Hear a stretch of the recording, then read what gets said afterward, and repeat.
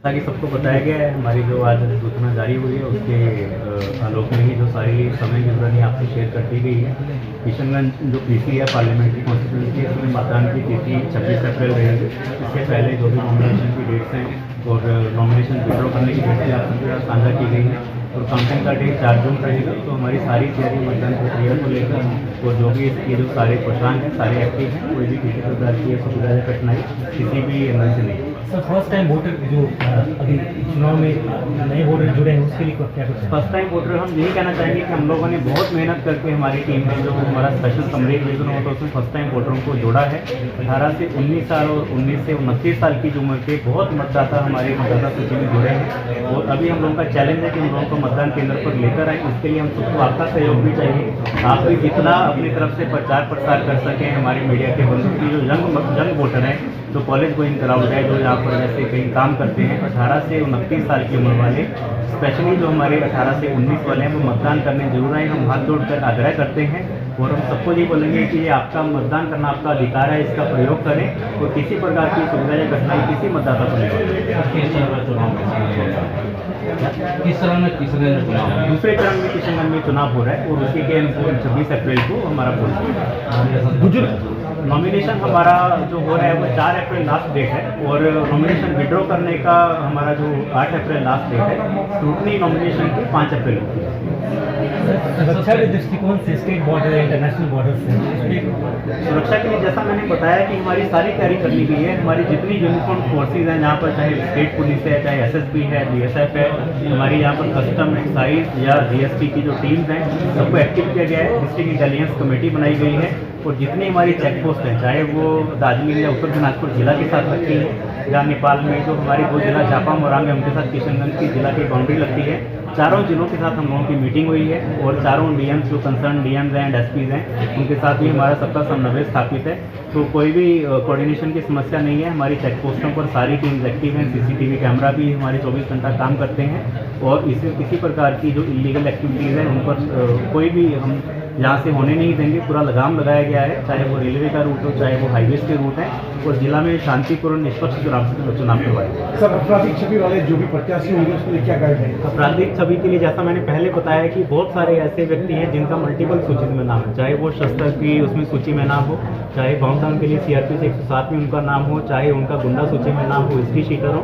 हम लोगों ने सारी सूचियों को तैयार करवाया है। वल्नरेबिलिटी मैपिंग के दौरान भी सेक्टर ऑफिसर को हिदायत दी गई है और इन सारी सूचियों में जितने लोग हैं उनको बाउंड डाउन किया जाएगा। किसी प्रकार के आपराधिक दृष्टिकोण से अगर किसी भी प्रकार की मंशा किसी व्यक्ति की है कि वो चुनाव को डिस्टर्ब करेंगे तो ये होने नहीं देंगे और हम आपके थ्रू भी यही हम अपील करेंगे सबसे कि जो भी इस प्रवृत्ति की अगर किसी की मंशा हो या अगर कोई प्रयास करना चाहे तो इसको परहेज करें और हमारी जितनी जिला की पुलिस है, सीएपीएफ की फोर्सेज है, इसको लेकर मुस्तैदी से कंट्रोल करें। सर प्रत्याशी को भी बताना पड़ेगा, प्रत्याशी को भी अगर वो मामला दर्ज है तो उसे बताना पड़ेगा मीडिया में। यस, ऑब्वियसली बताना पड़ेगा। वो तो बुजुर्ग मतदाताओं के लिए क्या सुविधा रहेगी? जो प्रत्याशी जिन पर आपराधिक कोई मामला चल रहा है, अगर इस प्रकार का प्रत्याशी नॉमिनेशन करता है तो उनको 3 बार अपना रिटर्न में न्यूज़पेपर में अपना वो नोटिस देना है, तो उनको ऑब्वियसली पब्लिक को ये बताना है कि क्यों पर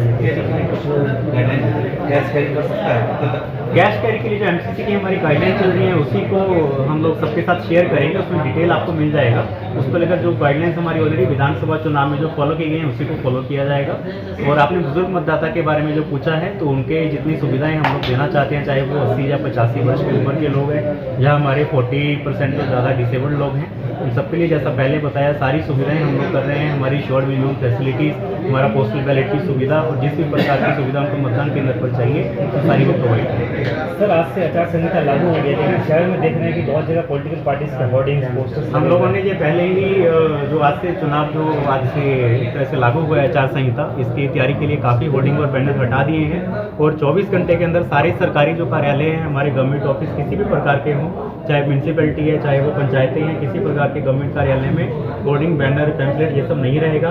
48 घंटे के अंदर जो हमारे सेमी गवर्नमेंट के सारी इंस्टीट्यूशन है वहाँ से हटाएंगे और जो हमारे प्राइवेट इंस्टीट्यूशन है वहाँ से भी हटाएंगे। 72 घंटे के अंदर हमारे जितने भी प्राइवेट लोग हैं जहाँ पर बिना परमिशन के जो होर्डिंग लगाए गए हैं वो भी हटवा देंगे। लेकिन हमारा प्रयास रहेगा 24 घंटे के अंदर सारे जिला से जितनी हमारी hoarding, banner, pamphlet political party के सारे सरकारी कार्यालयों में या बिना अनुमति के लगाई गई हैं सबको क्लियर करवाया जाए। सर जिले में अब तक कितने लोगों पर सीसीए का कार्रवाई किया गया है? सीसीए के लिए 15 लोगों का आवेदन आया है, उन सबको नोटिस किया गया है, इस पर कार्रवाई की जाएगी। और इसके अलावा गुंडा सूची और उस सबको मिला के भी पूरा हम लोगों ने लगभग 1100 लोगों को चिन्हित किया है। और सीआरपीसी 107 के अंदर जो बाउंड्री की एक्टिविटी है वो भी 700 से 800 लोगों के ऊपर की जा चुकी है। और हमारे जितने लोगों का आवेदन आया है सब पर इस पर कार्रवाई की जाएगी। सर पोलिंग बूथ पर मतदाताओं को वोटिंग के अलावा क्या कुछ सुविधाएं मिलेंगी, जैसे पानी? हमारा जैसे शोर्ट मिनिमम फैसिलिटीज़ का हम पहले बता चुके हैं। 6-7 प्रकार की बेसिक सुविधाएं सारे मतदान केंद्रों पर रहती हैं, जैसे कि पीने का पानी, टॉयलेट, शेड हो गया, हमारा जो रैंप हो गया, व्हीलचेयर की फैसिलिटी, ये सारी चीज़ें हम पोलिंग स्टेशन पर रखेंगे। हमारे किसी भी मतदाता को किसी प्रकार की समस्या नहीं होगा, चाहे वो फीमेल वोटर हैं, मेल वोटर हैं, सभी पोलिंग के लिए आएँ। किसी भी एज के वोटर हों, चाहे वो 18 साल 19 साल के हैं, चाहे 80 साल के हैं, सारी सुविधाएं सारे पोलिंग स्टेशन पर हम लोग करवा रहे हैं। हमारे शिक्षा विभाग भी इसमें लगा हुआ है, मोस्टली हमारे पोलिंग स्टेशन स्कूलों में। इसके अलावा जिस भी कार्यालय में पोलिंग स्टेशन होंगे जहाँ कहीं भी सब पर सारी सुविधाएं दी जाएंगी। चुनाव के दिन देखा जाता है टेक्निकल प्रॉब्लम आ जाता है। टेक्निकल प्रॉब्लम को लेकर देखिए पहले से इसमें बहुत सुधार हुआ है। वो कभी ट्रांसपोर्टेशन या मिस हैंडलिंग की वजह से कभी ईवीएम मशीन में या ईवीएम माने कि वीयूसी या वीवीपैट में कोई वायर में कोई इशू हो सकता है या कोई छोटा मोटा इशू हो सकता है, उसको रिप्लेस के लिए भी पूरी प्रक्रिया है। और हमारी सारी ईवीएम मशीनों की फर्स्ट लेवल चेकिंग हो चुकी है। 120% के अराउंड हमारे पास ईवीएम मशीनें हैं। सफिशिएंट क्वांटिटी में अगर कोई भी इशू आता है तो उस पर विधिवत प्रक्रिया में कार्रवाई मतदान प्रतिशत ऑलरेडी हमारे जिला में जो नेशनल जो एवरेज है, जो हमारा औसत है उसके करीब ही है, राज्य उससे ऊपर है।